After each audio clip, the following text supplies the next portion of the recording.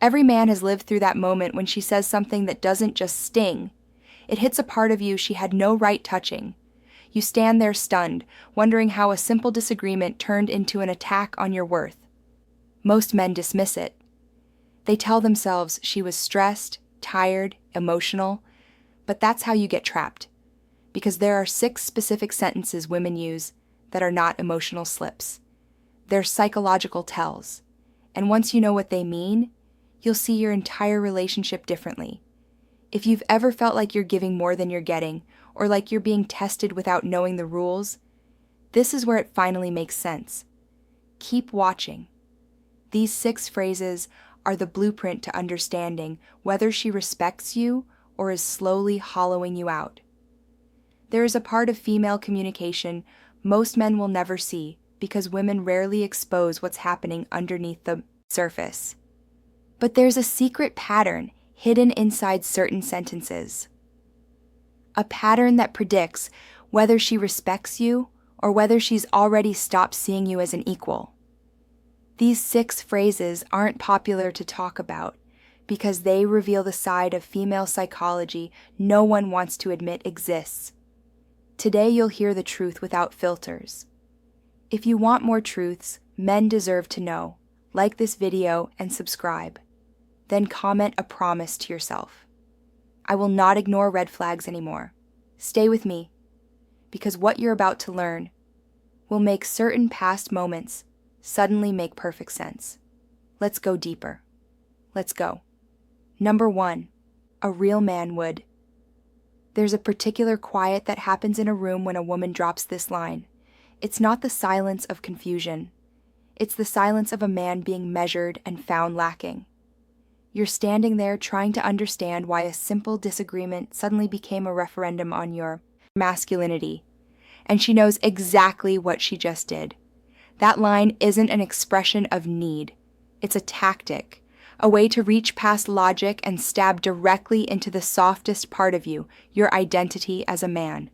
When a woman says, "A real man would pay all the bills," or "A real man wouldn't complain," or "A real man would hand me his phone," she isn't describing her standards. She's describing the level of control she thinks she should have over you. This phrase isn't about character or virtue. It's about compliance. It's meant to trigger that instinct in you that whispers, "Prove her wrong. Show her you're enough." And once it hooks you, she can move the goalpost anywhere she wants. Today, a real man buys what she wants. Tomorrow, a real man stops questioning her choices. Next week, a real man abandons his boundaries to keep her happy. It never ends because the definition was never real to begin with. It shifts based on whatever benefits her in the moment.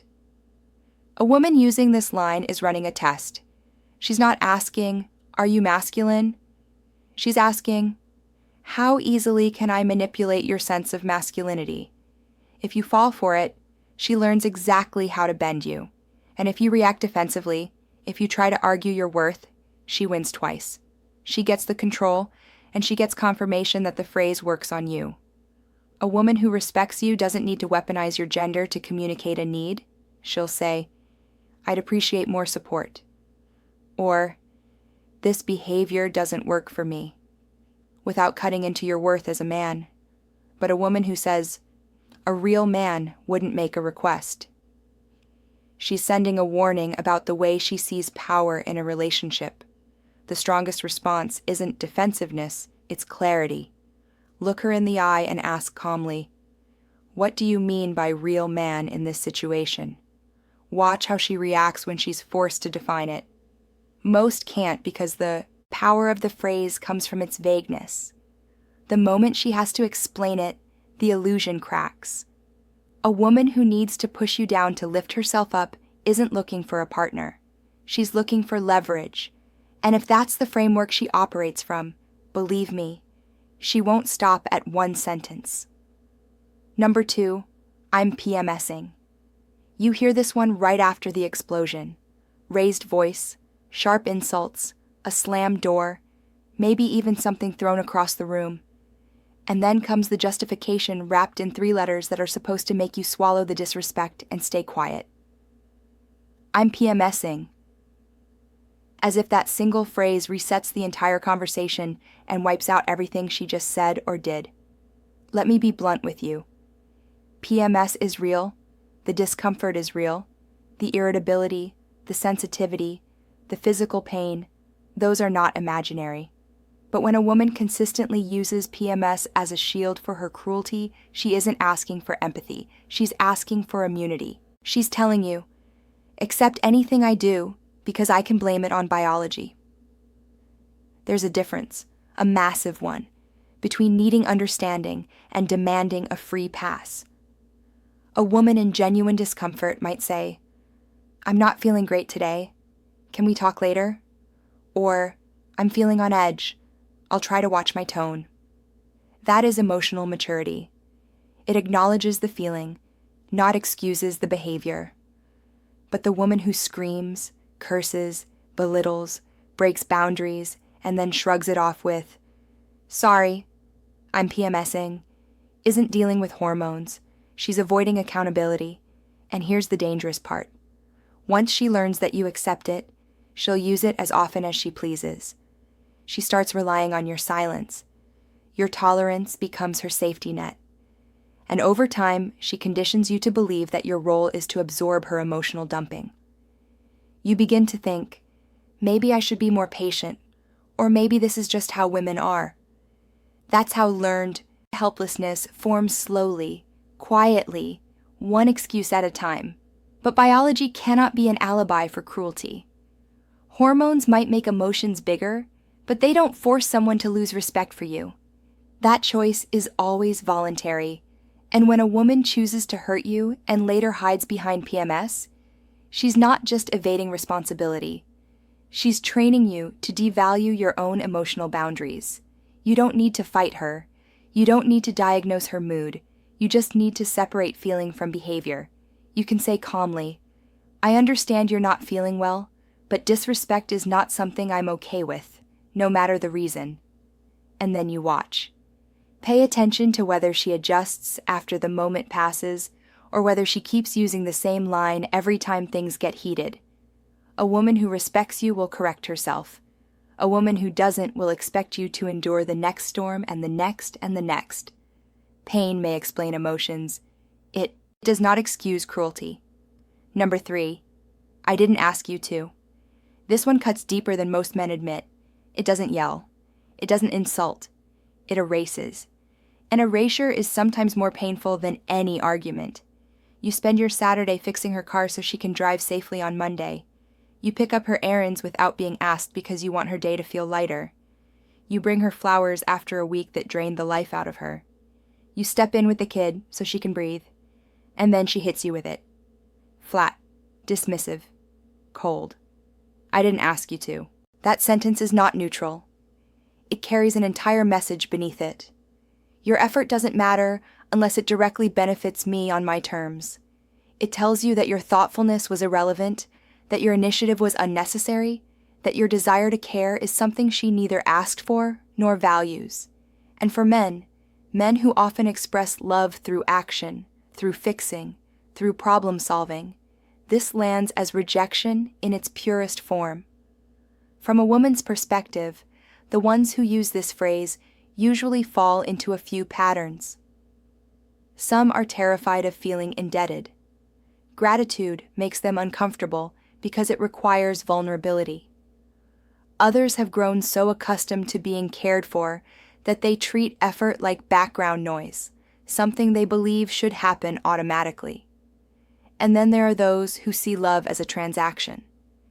If they didn't request the service, it has no worth. In their mind, appreciation becomes optional, but receiving becomes mandatory. But what this phrase does psychologically is worse than simple dismissal. It trains you to stop trying. Every time you extend yourself and get nothing back, not even a softening of her tone, not even a quiet thank you, your instinct dulls. You begin pulling away from your own nature.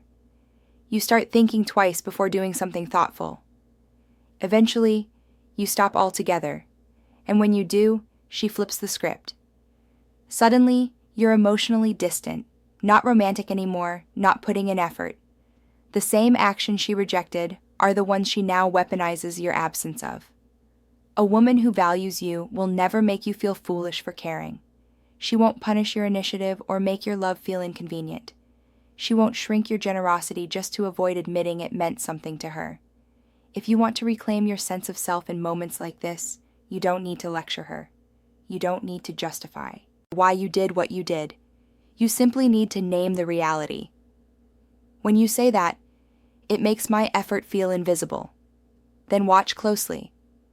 Does she soften, understand, recalibrate, or does she double down and act like your feelings are the problem?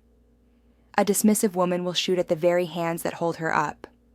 A grown woman doesn't. Number 4, then why do I need you?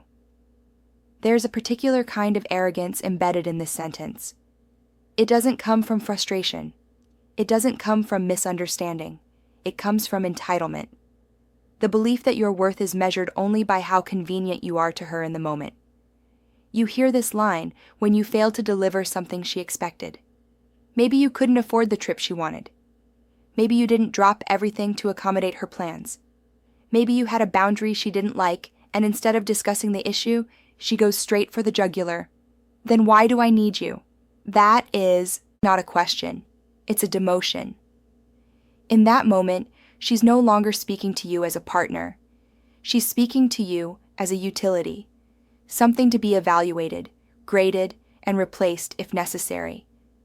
And the truth most men never say out loud is how dehumanizing it feels, because beneath that sentence is a brutal implication.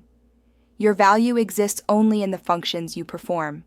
From a woman's perspective, this line often appears when she's operating from a transactional mindset. Women like this don't see relationships as an exchange of care. They see them as an exchange of benefits. They're doing a constant mental calculation. What am I getting? What am I missing? Is he delivering enough? And when the equation doesn't favor them in a single moment, they weaponize it. They don't say, I'm disappointed. They say, why are you even here? Psychologically, this activates something dangerous in men. It pushes you into a performance mindset where you start trying to justify your existence. You work harder, you give more, you shrink your needs, you bend your boundaries, you try to become indispensable so she'll never think that sentence again. But the tragedy is this. Once a woman sees you as replaceable, every effort you make only proves her right. You can't earn permanent worth from someone who only values temporary usefulness. A woman who genuinely loves you doesn't reduce you to a checklist. She doesn't treat adversity as an audit of your worth. She says, let's handle this together. Not, what good are you right now? She looks at the whole man, not the momentary inconvenience. If you want to respond with strength, don't defend your value. Don't list everything you do. Don't argue for your place in her life. That only drags you deeper into the frame she created. Instead, stay calm and step out of it entirely. My value isn't measured by one situation. Then mirror it back. What makes you define my worth by what I provide right now?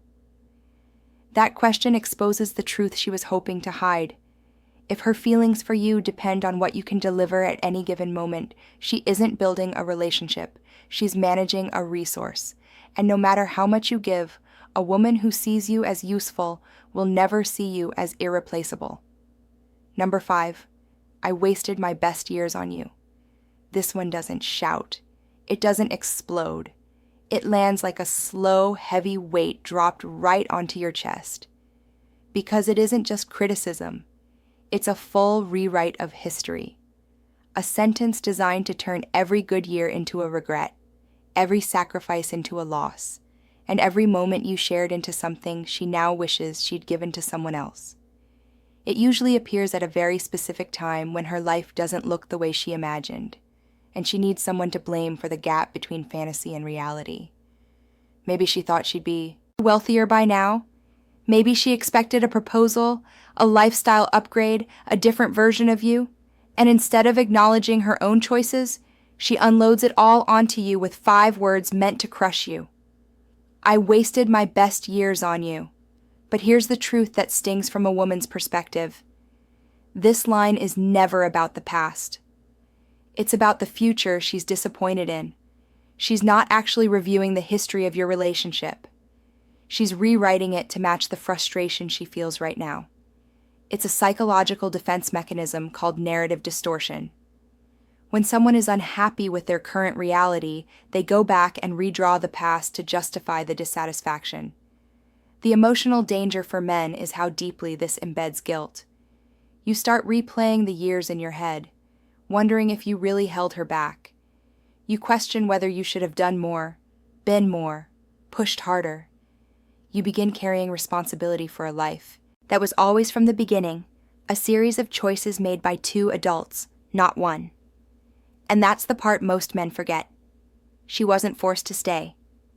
She stayed because she wanted to. Whatever those years were, easy, hard, beautiful, messy, they were shared decisions. Her calling them wasted doesn't change the truth.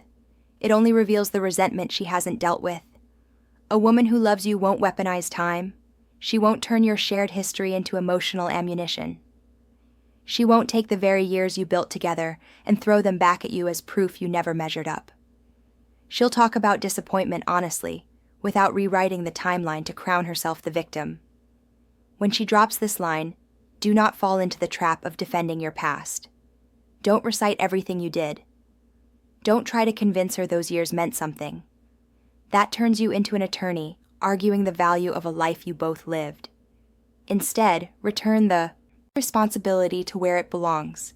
If being with me feels like a waste to you, then continuing would be a bigger waste for both of us. Calm, direct, unapologetic. Because when a woman is willing to call her own past trash just to punish you, she's telling you something important.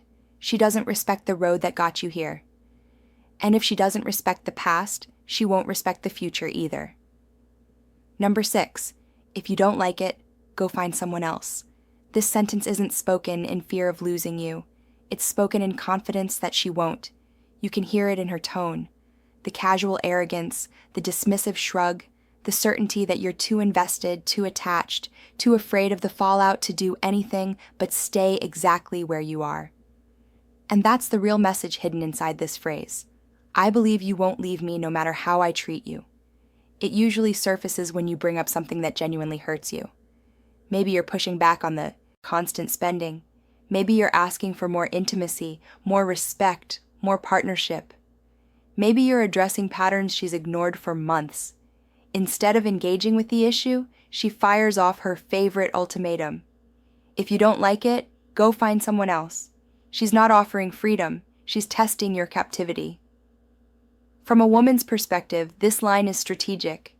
It's a bluff, but a confident one. She's counting on your fears. The kids, the finances, the time invested, the fear of starting over, the instinct to avoid conflict. She's banking on the fact that you'll choose the discomfort you know over the uncertainty you don't. And when she sees you back down, the power imbalance widens. The relationship stops being a partnership and becomes a hierarchy, hers above yours. Psychologically, this phrase hits men in a tender place. It makes you feel disposable, replaceable, like your concerns don't matter and your presence is optional. It also traps you in a mental cage. If you stay, you feel weak. If you leave, you feel guilty. That's how learned helplessness forms, not through violence, not through chaos, through consistent dismissal. A woman who values you doesn't dare you to leave. She fears losing you. She respects your needs enough to stay in the conversation even when the truth is uncomfortable. She doesn't use your commitment as leverage. She doesn't weaponize your loyalty. When you hear this line, you don't need to raise your voice. You don't need to match her challenge. You don't need to prove anything. The most powerful response is calm, grounded clarity. I'm not looking for someone else. I'm looking for respect. And then you watch, because the moment she realizes you won't collapse under that threat, her dynamic with you shifts. But here's the part you need to understand. If she continues repeating this line, she's not communicating. She's setting the terms of the relationship. She's telling you that her comfort matters more than your dignity, and that the cost of staying is accepting a life where your feelings are optional and your boundaries are negotiable. That sentence isn't a warning, it's an invitation, and a man who respects himself knows exactly when to accept it. There's a moment, usually when the house is quiet and the weight of everything finally settles, when a man realizes the truth he's been avoiding. These 6 sentences were never slip-ups. They weren't moments of stress or bad timing or emotional overload. They were windows. They revealed exactly how she saw him long before he ever admitted it to himself. A real man would "I'm PMSing. I didn't ask you to. Then why do I need you? I wasted my best years on you. If you don't like it, go find someone else." These aren't communication issues. They're patterns of contempt.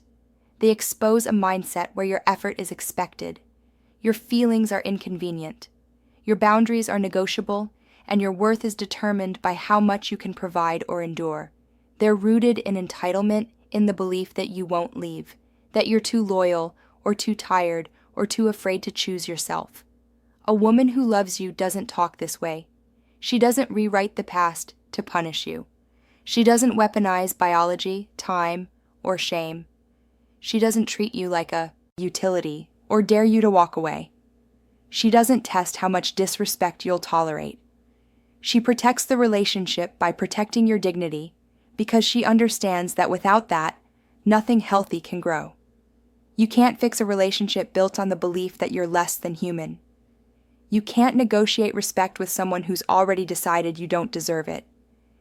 And you cannot heal in a place that keeps telling you your pain is irrelevant. Leaving doesn't make you weak. Staying in a place that crushes you does. Walking away isn't giving up. It's refusing to participate in your own erosion. So, I want to hear from you. Which of these sentences have you heard? Which one hit the deepest? Your story could be the reason another man finally stops tolerating what's been destroying him. Leave it in the comments. And if you want a space where a woman tells you the truth about how women think, without sugarcoating, without manipulation, without playing nice, then subscribe. Share this with a man who needs to wake up. You never know whose life you might be pulling back from the edge. You don't need to be a perfect man to deserve respect. You just need to stop staying in places that treat you like you're convenient instead of human.